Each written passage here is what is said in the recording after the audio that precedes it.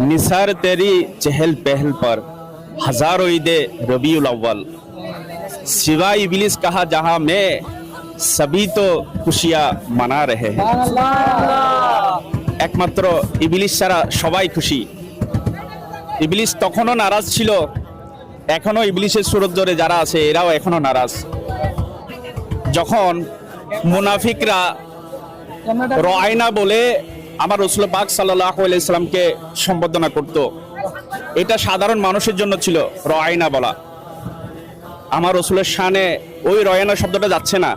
তখন আল্লাহ পাক সূরা বাকারার মধ্যে ওই আয়াতুল কারীম 104 নম্বর আয়াত বলা হচ্ছে, বিসমিল্লাহির রহমানির রহিম, ইয়া আইয়ুহাল্লাযীনা আমানু লা তাকুলু রায়না, হে ঈমানদারগণ তোমরা আমার রাসূল পাক সাল্লাল্লাহু আলাইহি সাল্লামকে রায়না বলিও না।